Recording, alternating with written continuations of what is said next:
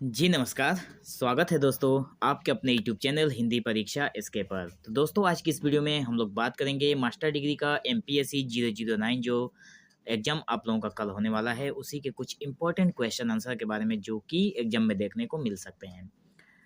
तो प्रश्न है कि कनाडा में अल्पसंख्यकों की सुरक्षा के लिए संवैधानिक सुरक्षण क्या है, वो बताना है। तो इस प्रश्न के ऊपर अगर हम लोग बात करें तो आंसर हम लोग कुछ इस प्रकार लिखेंगे कि कनाडा में अल्पसंख्यकों की सुरक्षा और अधिकारों को सुनिश्चित करने के लिए मजबूत संवैधानिक प्रावधान और कानून हैं। इनमें प्रमुख प्रावधान निम्नलिखित है। मतलब अल्पसंख्यकों की सुरक्षा के लिए जो कानून बनाए गए हैं सॉरी, वो संवैधानिक है। और जो कानून है उसको हम लोग जो कानून और प्रावधान है उसे हम लोग निम्नलिखित बात करेंगे। पहला नंबर है कनाडा का charter of rights and freedoms, जिसमें कौन कौन सी चीज़ें इंक्लूड है। इसमें धार्मिक स्वतंत्रता।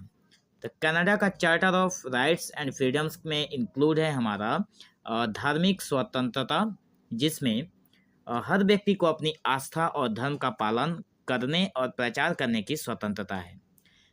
दूसरे नंबर पर है अभिव्यक्ति की स्वतंत्रता, जिसमें अपनी बातें रखने के, अभिव्यक्त करना मतलब अपने, हर व्यक्ति को अपनी राय जो मतामत होता है उसे व्यक्त करने और अपने विचारों का प्रचार करने का अधिकार है। चाहे कोई भी व्यक्ति हो, उसे अपने विचारों को व्यक्त करने का एक अधिकार होता है। वो कनाडा के charter of rights and freedoms में दिया गया है। आगे है भेदभाव से सुरक्षा, जैसे कि जिसमें जाति, धर्म, लिंग, भाषा, राष्ट्रीयता आदि के आधार पर किसी के साथ भेदभाव नहीं किया जा सकता। तो इसके मतलब किसी के साथ भी भेदभाव ना किया जाए इन किसी भी कारणों से। तो ये कनाडा का charter of rights and freedoms में दिया गया है। बहुत सारी चीज़ें हमारे जो संविधान है भारत के, उसमें भी कनाडा से बहुत सारी चीज़ें ली गई हैं। उस पे अगर आप लोगों को लगेगा तो मैं बाद में एक अलग सा वीडियो बना दूंगा। अल्पसंख्यक भाषा अधिकार को भी रखा गया, जिसमें चार्टर की धारा 23 के तहत अल्पसंख्यक भाषाओं जैसे फ्रेंच और अंग्रेजी के वक्ताओं को शिक्षा का अधिकार मिलता है। जितने भी धाराएं हैं उसमें 23 धारा के तहत होता क्या है कि अल्पसंख्यक जो भाषाएं हैं जैसे फ्रेंच और अंग्रेजी जो भाषा है, उसके जो वक्ताओं होते हैं, जो वक्तव्य देने वाले व्यक्ति होते हैं, उन्हें शिक्षा का अधिकार मिलता है। ठीक है। अगर हम लोग बात करें बहुसांस्कृतिक नीति, तो दूसरा नंबर पॉइंट है हमारा बहुसांस्कृतिक, जिसमें बताया गया है कि कनाडा ने 1971 में दुनिया का पहला बहुसांस्कृतिक नीति अपनाया। कनाडा ने 1971 में याद रखना आप लोग, दुनिया का पहला बहुसांस्कृतिक नीति अपनाया, जो विभिन्न जातीय और सांस्कृतिक समुदायों के संरक्षण और उनके अधिकारों को सुनिश्चित करती है। तो जितने भी समुदाय हैं उनको संरक्षण और उनके अधिकारों को सुनिश्चित करती है हमारी ये बहुसांस्कृतिक नीति।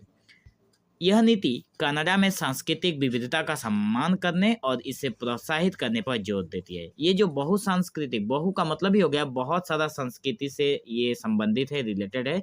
तो ये करती क्या है कि बहुत सारी विविधता का सम्मान करती है और इसे प्रोत्साहित करती है, मतलब प्रेरणा देती है कि वो और आगे बढ़ सकें। तीसरे नंबर पर है मानव अधिकार अधिनियम, जिसमें कैनेडियन ह्यूमन राइट्स एक्ट 1977। यह अधिनियम संघीय क्षेत्र में किसी भी प्रकार के भेदभाव को रोकता है। ये जो नियम लगाया गया है संघ के क्षेत्र में, चाहे किसी भी प्रकार का कोई भेदभाव हो, उसे ये रोकता है। इसमें रोजगार, आवास और सार्वजनिक सेवाओं के क्षेत्रों में अल्पसंख्यकों के अधिकारों की रक्षा की जाती है। मतलब इसमें जो रोजगार दिए जाते हैं, कनाडा में जो आवास मिलता है, आवास का मतलब लोगों को रहने के लिए जो घर मिलता है, सार्वजनिक जो सेवाएं मिलती है, मतलब सबके लिए जो सेवाएं दी जाती है, सार्वजनिक का मतलब सबके लिए जो सेवाएं दी जाती है, उसमें जो अल्पसंख्यक व्यक्ति होते हैं उसमें उनके अधिकारों की भी रक्षा की जाती है। जैसा कि आप लोगों को पता होगा कि जहाँ पे भी अल्पसंख्यक वाले अगर जातिवाद रहते हैं तो होता क्या, जातिवाद या फिर कोई भी व्यक्ति अल्पसंख्यक के रहते हैं उनको हमेशा नेग्लेक्ट कर दिया जाता है। तो ये मतलब जो अधिनियम है वो क्या करता है कि अल्पसंख्यक के जो अधिकार होते हैं उसकी वो रक्षा करता है और उनका अधिकार उन्हें दिलाता है। ठीक है। अगर हम बात करें संवैधानिक अधिनियम 1867 की, तो ये बताता है कि यह प्रांतीय सरकारों को अल्पसंख्यक शिक्षा अधिकारों को बनाए रखने के लिए सशक्त बनाता है। जितने भी प्रांतीय सरकार हैं, प्रांतीय सरकारों को अल्पसंख्यक शिक्षा अधिकारों को बनाए रखने के लिए, मतलब जैसे मान लीजिए अल्पसंख्यक जो शिक्षा व्यक्ति हैं उनके शिक्षा का अधिकार है।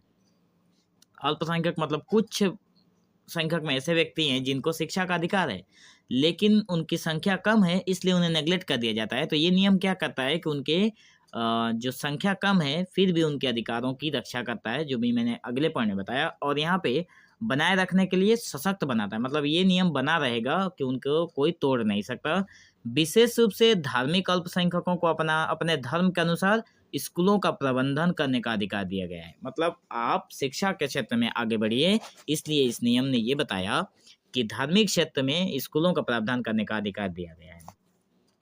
आगे अगर बात करें तो आदिवासी अधिकारों का संरक्षण, जिसमें धारा 35 के तहत कनाडा की सरकार स्वदेशी लोगों जैसे फर्स्ट नेशन और मेटिस और इनुइट को अधिकारों को मान्यता देती है और उनका संरक्षण करती है। आप ये इंग्लिश वर्ड काट दीजिए, इसकी कोई ज़रूरत नहीं है। यहाँ से पढ़िए, धारा 35 के तहत कनाडा की सरकार क्या करती है, स्वदेशी लोगों स्वदेशी लोग जो वहाँ के बासिंदा जो लोग हैं, जो वहाँ पे रहते हैं, उनके अधिकारों को मान्यता देती है और उनका भी संरक्षण करती है। ठीक है, क्योंकि कहा गया है आदिवासी अधिकारों का संरक्षण। आगे अगर बात करें तो समानता का अधिकार। समानता मतलब सबको समान अधिकार मिलना चाहिए, किसी भी एंगल से किसी को नहीं छोड़ना है।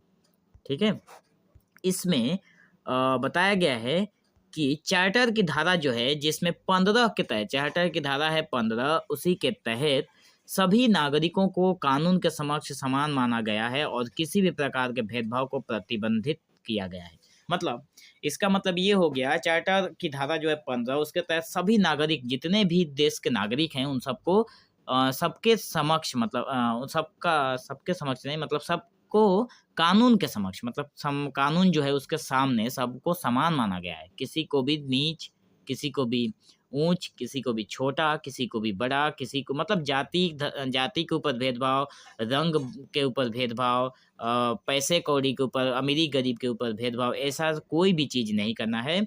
और ना ही बताया गया कि और किसी भी प्रकार के भेदभाव को प्रतिबंधित किया गया है, मतलब आप किसी भी प्रकार का भेदभाव नहीं कर सकते। ये हमारे बताता है चार्टर का जो धारा है वो धारा नंबर 15। आगे है अप्रवास नीति, जिसमें बताया गया है कि कनाडा की अप्रवासन नीति विशेष रूप से अल्पसंख्यकों और शरणार्थियों को सुरक्षा और अवसर प्रदान करने के लिए बनाई गई है। कनाडा की जो अप्रवासन नीति है, विशेष रूप से जो अल्पसंख्यक जो व्यक्ति हैं उनमें, और जो शरणार्थी हैं, मतलब दूसरे देश से आकर जो शरण लिए हुए हैं, उनको मतलब सुरक्षा करने का अवसर बनाया गया है, ताकि वे भी सुरक्षा में रहें अगर कोई दूसरे देश का भी व्यक्ति अगर आकर शरण ले रहे हैं तो। ठीक है, हम आशा करते हैं कि आप लोगों को वीडियो समझ में आ रहा होगा। निष्कर्ष के तौर पर अगर हम लोग बात करें तो इतना पॉइंट लिखने से आप लोगों का हो जाएगा, 7 नंबर पॉइंट कम नहीं है।